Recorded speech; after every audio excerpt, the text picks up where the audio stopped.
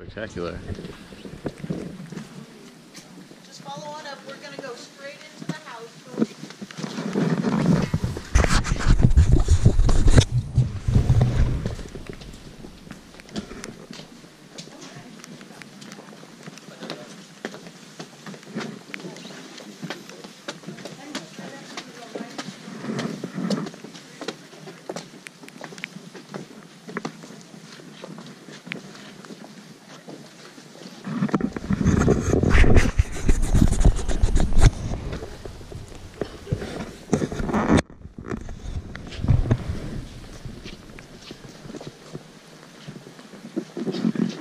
Would you like to live here?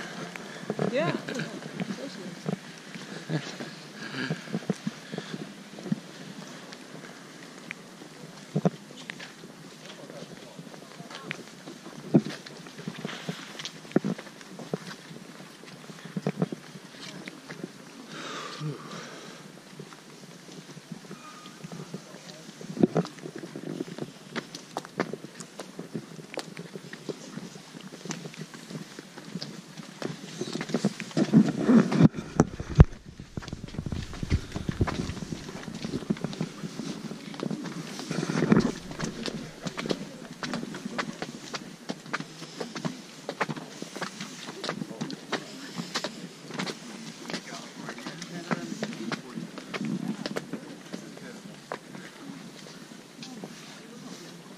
Well, at least we've ended that question. Does it rain on the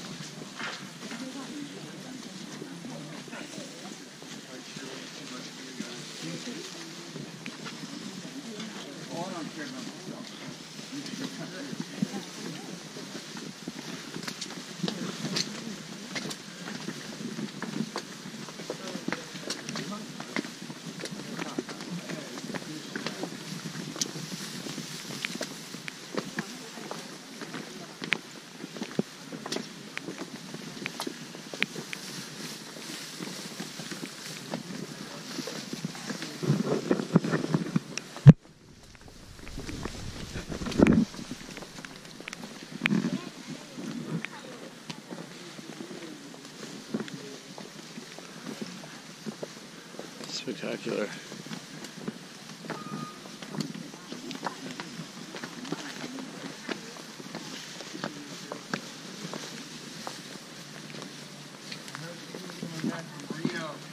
Yesterday, normal 5-hour drive to Sacramento. Took them 10 in the snow. Yep. From Reno. You're saying driving from Reno. Yeah.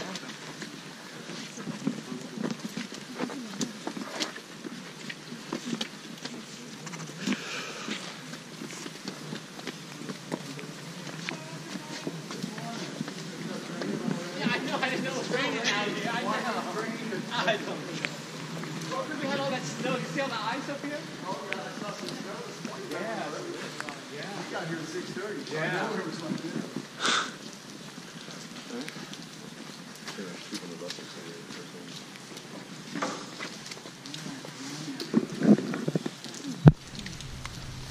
It's cold up here. It is chilly, huh?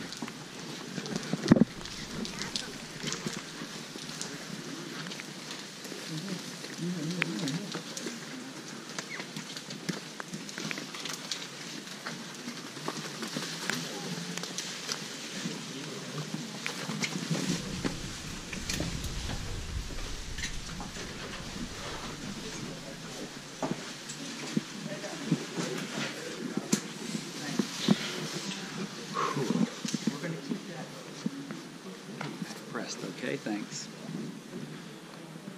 That's it, walk through, sir. Whoa. Right here, great. We're going to stay on the gray tour map when you come inside. So come on in, around a little bit more. All this room right there.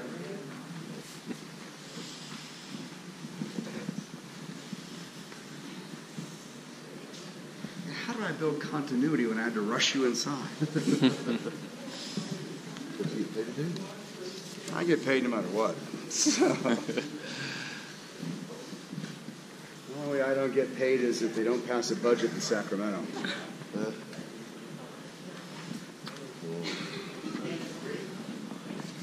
this is the Chad. He's asking you to stay on the tour mats. This kind of gray indoor-outdoor rug for all.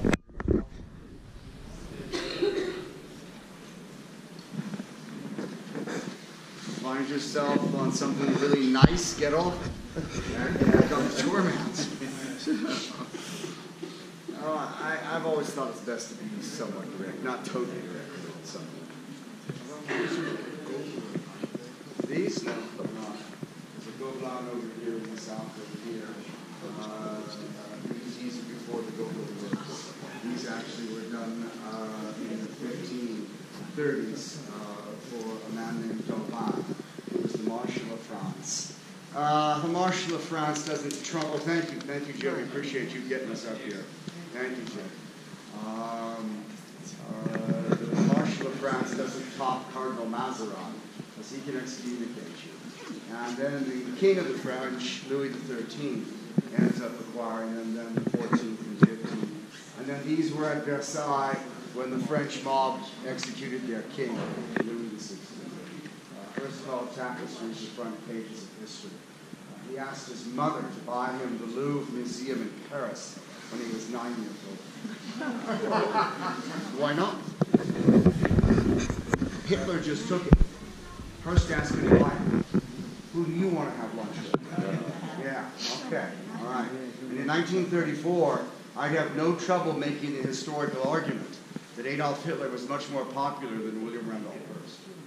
In 1934, by any source you'd like to read. You pick the source, I don't care. Adolf Hitler is referred to as the most popular elected leader on the face of the earth. In 1934, Hearst is starting to think that he may have made a mistake in 1932 when he decided to elect Roosevelt over Hoover. So I can't argue that Hearst is always the most popular skunk at the garden party, in other words. But I can argue fairly successfully that he had some 70 residential homes. This was not even his biggest home in California. And as houses go, this wasn't even as big as his apartment in New York City. So if we're looking for that kind of comparison, we can do it. By the way, there are 300-year-old copies of these tapestries at the Louvre in Paris today. So if you ever get the chance to go there, or have you been there, you might remember, I had somebody not too long ago say to me, I think I've seen these before in Paris. And I said, I think you've seen the restoration copies that are at the Louvre in Paris. He said, that's where I saw them. But he said, they look different. And I said, well, those are a reverse mirror image of the set you're looking at now. That way nobody can make a mistake and try and pass those newer tapestries in Paris off to the older ones here. Little tricks they do like that. 41 fireplaces, 2 men did nothing but 10 fires, 116 telephones, 3 switchboard operators. As one of his operators once commented, most common question by the guests on the telly, slang term for phone, telephone, telly, was, where am I? So they would send a houseman to fetch him, in other words. And one of his sons in the 1970s, 1977, William Randolph Hearst, Jr., was asked in an oral history interview a lot of questions, and I rely on that interview a lot during tour when I'm talking about him and his father. But generally, he was asked, when you were young boys, smaller boys, and it was cold and rainy and unpleasant outside, what'd you guys do? You couldn't go out and ride horses, you couldn't go swimming, you couldn't play tennis. He said, oh, we play touch football in the big room. This is the big room. And on rainy days like this, Mr. Hearst would have had these pieces pulled from the center of the room, and they'd have brought in ping pong tables and put them here for the guests to play, in that sense. The invitation gave you a date to arrive. There was no date to leave. As long as you played nicely, you could stay. If you were rude or abusive or used obscenities at any major level, you'll be leaving now. This is the wrong guy to say, I've just been waiting to get a hit of heroin or something like that. Well, Hearst doesn't agree with those things. Hearst is the congressman from New York City who in 1905 convinces President Theodore Roosevelt, number 26 out of 45, that we need to have a law, collective law, federal law, outlawing opium, heroin, cocaine, and marijuana. And he gets it passed in 1905. So you can look at Mr. Hearst. He was a congressman at that time. We'll call him Congressman Hearst because of that. His dad was a member of the U.S. Senate. He was a member of the House of Representatives. He very badly wanted to be president of the United States of America. But he said, well, sometimes you just say things that your political party has a hard time chewing down. Look at it. I mean, Hearst wants to be president. It's 1904. It's pretty well accepted. He's likely to get the Democratic nomination. He goes to the convention in St. Louis, Missouri, where when he enters the room, he is cheered non-stop for a documented 46 minutes. It is considered the longest spontaneous declaration of political support in the history of the United States of America. And his advisors had told him, smile and shake hands, and don't tell anybody what you plan to do. Hearst walked into the convention. He was nominated by one of his attorneys, a man named Clarence Darrow. The bands were playing, placards were in the air. They viewed Hearst as the salvation against that Theodore Roosevelt guy, that Republican, in other words. And they called for a speech, and his advisors couldn't get to him in time. And he gave a speech. And by the time he was through speaking, he was through. So that solves that problem. You cannot tell the Democratic Party in 1904 that you believe women should vote and expect to have their support. You cannot say there should be child labor laws or a care system for the aged or government-sponsored jobs for the unemployed and expect the average Democrat to support you.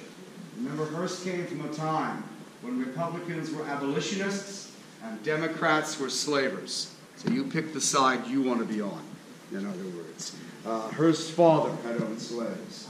Hearst would have known the difference in personal property versus an employee in that sense. And he didn't own slaves himself, but by the 1920s, he employed some 70,000 people in the United States of America. Average length of stay with him by an employee was 27 years. But he said women should vote, and the Democrats said no. And he said there should be a care system for the aged, and they called him a socialist, and he lost. So you can call him Congressman Hearst, but you can't call him President Hearst. So we'll never know what that election might have been. He lost to an unknown judge named Alton B. Parker, who was properly slaughtered by Theodore Roosevelt in the fall. Anybody watch that game yesterday with Atlanta and Green Bay? Yeah, that's what happened. Same deal. Okay, just wanted to cover that. So, okay. You're here with Walt Disney. You're here with H.G. Wells and Somerset Maugham. There's no tour mats. There's no rain for drips on, or plastic for drips on rainy days. The fires would have been going. There were 7 firemen who worked here. 2 of them worked an 8-hour shift. So 2, 2, and 2 is 6. And then their boss made 7. And his name was John Nixon. And this was his retirement job. He worked his way in the federal government up to being a second assistant lighthouse keeper at Point Piedras Blancas Light, which is just north of the bottom of the hill. Mr. Hearst, by the way, owned 50 miles of oceanfront here at San Simeon. And he was here mostly March, April, May, December. But to catch him here in January, it's possible, but highly unlikely, in other words. Usually by the day after or 2 days after Christmas, he had gone to his beach house at Santa Monica. This home is 115 rooms. His beach house was 165 rooms. And that's where he would throw the biggest party of the year on January 1st. Hearst wasn't quite the party animal that I think people believe he was. There were certain big parties during each year with him, and the biggest he threw in honor of his girlfriend, Marion Davies. Her birthday was January 3rd, but he always threw her party on January 1st. And when we go into the dining room here, that can comfortably seat 22. At his beach house at Santa Monica for dinner, he could seat upwards of 250 people. So it just depends on which building you're at. If he said, meet me at my castle, And this is not what he called his castle. This is La Cuesta Encantada, the Enchanted Hill. He started building this in 1919. Construction was halted due to his failing health in 1948. His castle is in the Vale of Glamorgan in southern Wales, west of Cardiff on the Bristol Channel.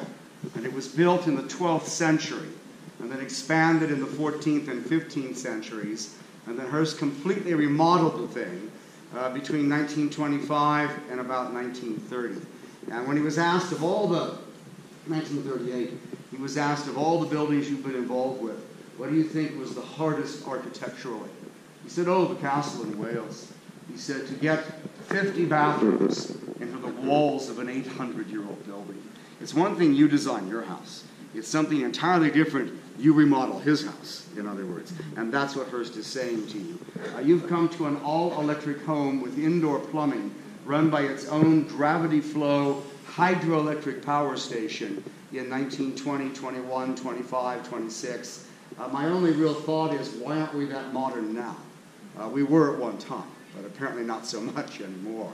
There was no public power to buy here in this part of California till about 1928, 1929.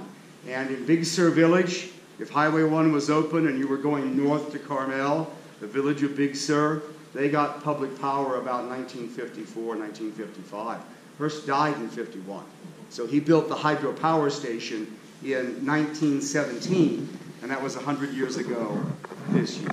He's an only child, no brothers, no sisters, 2 first cousins. His father was a self-made multimillionaire. His mother was very, very philanthropic. Never bothered George Hearst that his wife spent money on philanthropy. In other words, George had been horribly poor as a child and had become a self-made multimillionaire. So he knew the road. He knew the sad end of the road, and he knew the good end of the road in that sense. But we came up so quickly, I didn't have a chance to ask really even on the bus. Is there anything that somebody wants to focus on specifically? I mean, if I spend the whole tour